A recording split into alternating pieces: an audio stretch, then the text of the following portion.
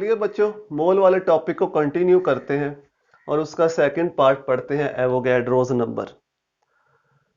जैसा कि हमें पता है कि जो इंडिविजुअल एटम्स या मॉलिक्यूल्स के मासेस हैं उनको हम एएमयू से रिप्रेजेंट करते हैं। जिस तरह कार्बन है, कार्बन का इंडिविजुअल एटम यानी एक एटम का मास होता है 12 एएमयू। इस तरह वाटर के एक मॉलिक्यूल का मास होता है 18 एएमयू। अब अगर हम एएमयू की जगह पे ग्राम यूज कर लें, जो यूनिट है वो ग्राम यूज कर लें, तो हमने बात की थी उसे हम एक मोल कहते हैं। अब क्वेश्चन ये है कि कितने एएमयूज को अगर हम जोड़ें तो वो 12 ग्राम बनते हैं। कितने एएमयूज को अगर हम जोड़ें, समझो बात को, कितने एएमयूज को अगर हम जोड़ें तो वो 12 ग्राम बनेंगे। 1 AMU is equal to 1.66 10 raise to power minus 24 gram. यानी एक एएमयू की अगर हम ग्राम में वैल्यू लें तो वो इतनी कम वैल्यू होती है ग्राम के अंदर। इसका मतलब है कि हमें लाखों की तादाद में, करोड़ों की तादाद में एएमयूज को जोड़ना पड़ेगा अगर हम 12 एएमयू को कन्वर्ट करना चाहते हैं 12 ग्राम के अंदर, जिसको हम 1 मोल कहते हैं। तो एक मोल के अंदर कितने पार्टिकल्स जुड़े हुए होते हैं ये हमें कहां से पता चलता है? ये हमें ये वाला नंबर बताता है जिसको हम एवोगैड्रोस नंबर कहते हैं। और बच्चों, इसकी वैल्यू एक मोल के लिए कांस्टेंट होती है जो कि है 6.02 10 रेज टू पावर 23। और इसको हम रिप्रेजेंट करते हैं Na के साथ, एवोगैड्रोस नंबर। इसको एवोगैड्रोस कांस्टेंट भी कहा जाता है। तो एक्चुअली एवोगैड्रोस नंबर हमें यह बताता है कि 1 मोल के अंदर टोटल पार्टिकल्स कितने हैं। क्योंकि 1 मोल के अंदर एक पार्टिकल तो नहीं होगा, लाखों करोड़ों पार्टिकल्स होंगे। कैसे पता चलता है? किस नंबर से पता चलता है? इस नंबर से, एवोगैड्रोस नंबर से। तो कार्बन के अगर 12 ग्राम होंगे यानी 1 मोल होगा तो उसमें total 6.02 10 raise to power 23 atoms होंगे। मतलब इतने एटम्स को अगर हम जोड़ेंगे, इतने एटम्स को आपस में ऐड करेंगे तो फिर उनका मास जाके बनेगा 12 ग्राम। इस तरह से वाटर का मास अगर हम 18 ग्राम लें तो इसको हम 1 मोल कहते हैं। कितने मॉलिक्यूल्स होंगे? 6.02 10 रेज टू पावर 23। इतने मॉलिक्यूल्स के मास को अगर हम जोड़ते हैं, आपस में ऐड करते हैं, तो फिर जाके मास बनता है 18 ग्राम। यानी कि एवोगैड्रोस नंबर एक कांस्टेंट वैल्यू है जो हमें यह बताती है कि एक मोल के अंदर कितने पार्टिकल्स हो सकते हैं। एक्चुअली ये एवोगैड्रोस नंबर साइंटिस्ट एवोगैड्रोस के नेम के ऊपर है। हालांकि ये नंबर उसने इंट्रोड्यूस नहीं करवाया था। एवोगैड्रोस ने एक बहुत फेमस लॉ दिया था कि कांस्टेंट टेम्परेचर और प्रेशर के ऊपर जो गैस का वॉल्यूम होता है वो मोल्स के डायरेक्टली प्रोपोर्शनल होता है। यानी अगर हम टेम्परेचर और प्रेशर को कांस्टेंट रखें तो गैस का वॉल्यूम डायरेक्टली प्रोपोर्शनल होगा नंबर ऑफ मोल्स के या नंबर ऑफ मॉलिक्यूल्स के। जितने मॉलिक्यूल्स ज्यादा होंगे उतना ही वॉल्यूम भी ज्यादा होगा। शर्त यह है कि हम टेम्परेचर और प्रेशर को कांस्टेंट रखें। तो इसको एवोगैड्रोस लॉ कहते हैं। इसके बाद जो एवोगैड्रोस नंबर की टर्म सबसे पहले इस्तेमाल की थी तो वो जे पेरन ने इस्तेमाल की थी। उसने 32 ग्राम ऑक्सीजन के अंदर जो मॉलिक्यूल्स की तादाद है उसने उसको मंसूब किया था इस नाम के साथ, एवोगैड्रोस नंबर के साथ। तो वहीं से फिर यह टर्म चल निकली, Avogadro's number.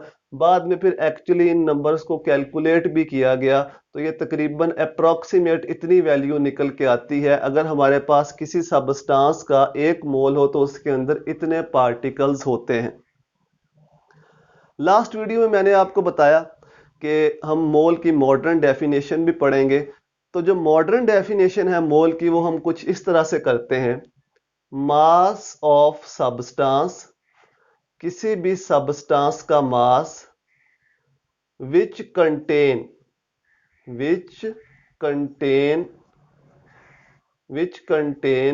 6.02 10 raised to power 23 particles.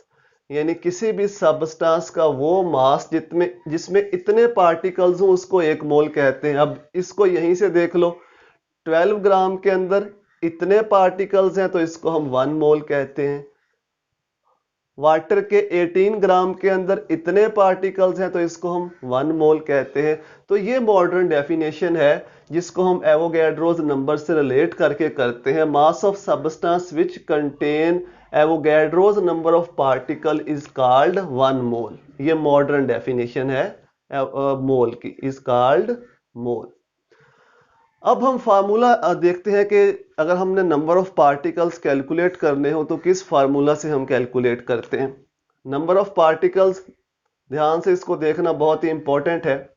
Number of particles is equal to mass given, जो आपको दिया गया हो, ठीक है, वो वाला मास लेना है। उसी सबस्टांस का हमने लेना है मोलर मास और उसको मल्टीप्लाई कर देना है एवोगैड्रोस नंबर के साथ, मतलब 6.02 10⁻23 के साथ उसको हमने मल्टीप्लाई कर देना है। तो ये नंबर ऑफ पार्टिकल्स को कैलकुलेट करने का फार्मूला है। पार्टिकल्स में अब सब कुछ आ जाएगा, इसमें एटम्स भी आ जाएंगे, ये कंबाइंड टर्म है, इसमें मॉलिक्यूल्स भी आ जाएंगे और इसमें आयंस भी आ जाएंगे। सबके लिए ये कंबाइंड टर्म इस्तेमाल होती है नंबर ऑफ पार्टिकल्स। अब अगर हम इस वाले हिस्से को देखें, ये वाला हिस्सा, तो ये वाला जो हिस्सा है ये मोल्स को रिप्रेजेंट करता है, given mass by molar mass. तो इसको हम मॉडिफाई भी कर सकते हैं, number of particles is equal two moles multiplied by Avogadro's number. तो ये दो फार्मूले हैं जो आपने अच्छी तरह अपने जहन में बैठा लेने हैं, क्योंकि इन्हीं दो का इस्तेमाल करते हुए जितने भी इसके क्वेश्चंस होंगे एवोगैड्रो नंबर से रिलेटेड वो हम सॉल्व करेंगे। अगेन अब यहाँ पे भी आपने जहन में रखना है कि अगर आपको मास दिया गया है तो आप पार्टिकल्स कैलकुलेट कर सकते हैं, लेकिन अगर आपको पार्टिकल्स दिए गए हैं तो आप मास भी कैलकुलेट कर सकते हैं। दोनों तरीके से इस फार्मूले का इस्तेमाल किया जा सकता है। इसी तरह से अगर आपको मोल्स दिए गए हैं तो आप पार्टिकल्स बना सकते हैं, अगर पार्टिकल्स दिए गए हैं तो उससे मोल्स भी बना सकते हैं। एवोगैड्रोस को उठा के इधर ले आओ, इधर आके डिवाइड हो जाएगा तो हमारे पास मोल्स आ जाएंगे। इक्वालिटी का साइन ये शो करता है कि ये दोनों साइड्स इक्वल हैं। ये गिवन है तो हम ये मालूम कर सकते हैं, अगर ये गिवन है तो हम ये भी मालूम कर सकते हैं। इस तरह से अगर मोल्स गिवन है तो हम पार्टिकल्स निकाल सकते हैं, अगर पार्टिकल्स गिवन है तो हम मोल भी निकाल सकते हैं। ये तो कांस्टेंट है, इसकी वैल्यू तो कांस्टेंट रहेगी 6.02 10⁻23। इन फार्मूलों को अच्छी तरह जहन में बैठा लो, इसे बार बार रिपीट करते जाओ ताकि आपको अच्छी तरह पता चल जाए कि हम क्या क्या कैलकुलेट कर सकते हैं इन फार्मूलों की मदद से। तो चलिए बच्चों, अब हम इसी से रिलेटेड कुछ प्रैक्टिस क्वेश्चन करते हैं। बाद में हम एक्सरसाइज के क्वेश्चन भी करेंगे, इसकी एग्जाम्पल भी करेंगे, लेकिन कुछ प्रैक्टिस क्वेश्चन करते हैं जिससे हमें अंदाजा होगा कि हम किस तरह से इन फार्मूलाज का यूज करते हैं। तो चलिए क्वेश्चन है हमारे पास, फाइंड मॉलिक्यूल्स या number of molecules, find molecules in 9 gram of water. Water के 9 ग्राम दिए हुए हैं, आपने उसने मॉलिक्यूल्स को फाइंड करना है। पहले हम इजी क्वेश्चन सॉल्व करेंगे, फिर उसके बाद थोड़ा डिफिकल्ट लेवल पे जाएंगे।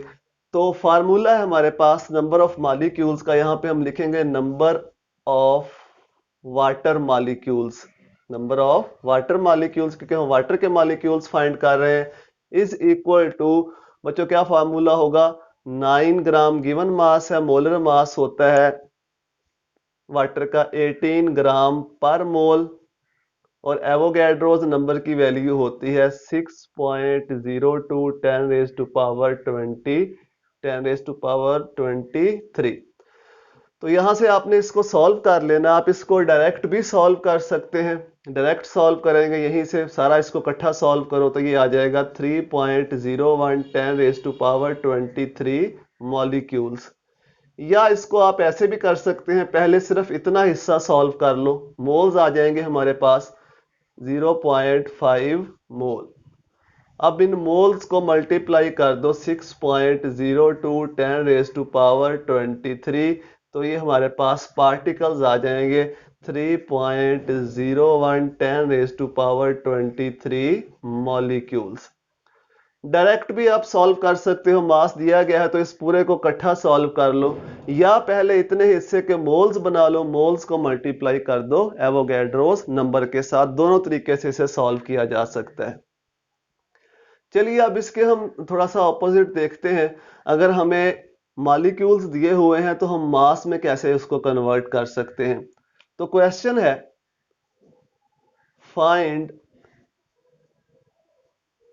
Mass of 3.01 10⁻23 molecules of water. Water के इतने मॉलिक्यूल्स दिए हुए हैं, इतने पार्टिकल्स दिए हुए हैं, पार्टिकल्स का हमने मास बनाना है। मोल्स से भी मास बनाते हैं, पार्टिकल से भी बनाते हैं, तो दोनों में डिफरेंस रखना है। ज़हन में अच्छी तरह इस चीज को बैठा लो। ये मॉलिक्यूल्स दिए हुए हैं यानी पार्टिकल्स दिए हुए हैं, तो इसका हमने मास बनाना है। तो नंबर ऑफ पार्टिकल्स या नंबर ऑफ मॉलिक्यूल्स, फार्मूला हम पहले लिख लेते हैं। Number of molecules is equal to mass of water, ये हमने फाइंड करना है, ओवर मोलर मास, जितना भी होगा वाटर का पुट कर देंगे मोलर मास, और इसको हम सॉल्व कर लेंगे। ठीक है, तो सॉल्व कैसे करेंगे? ओ सॉरी, इतनी बड़ी गलती। यहाँ पे हम एवोगैड्रोस नंबर से मल्टीप्लाई भी करेंगे, एवोगैड्रोस नंबर। ठीक है, तो अब हम नंबर ऑफ मॉलिक्यूल्स दिए हुए हैं 3.01 10⁻23। मास हमने कैलकुलेट करना है, तो मास को हम वैसे ही रहने देंगे। मास ऑफ वाटर, मोलर मास कितना होता है 18, यहां पे पुट करो, एवोगैड्रोस नंबर यहां पे पुट करो और इसे सॉल्व कर लो रीअरेंज करके।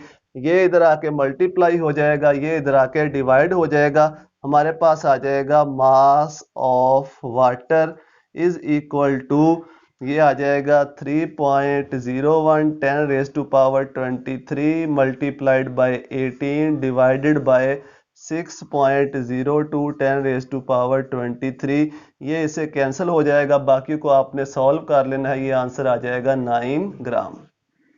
तो इस तरीके से अगर हमें मास दिया गया है तो उससे हम पार्टिकल्स बना सकते हैं, और अगर हमें पार्टिकल्स दिए गए हैं तो उससे हम मास को भी कैलकुलेट कर सकते हैं। या डायरेक्ट आपको वो मोल भी दे सकता है, वो आपसे कह सकता है कि find number of particles in 0.5 moles of water, direct mole भी दे सकता है। तो मोल्स अगर डायरेक्ट दिए हों तो मोल्स को डायरेक्ट हम मल्टीप्लाई कर देंगे एवोगैड्रोस नंबर के साथ।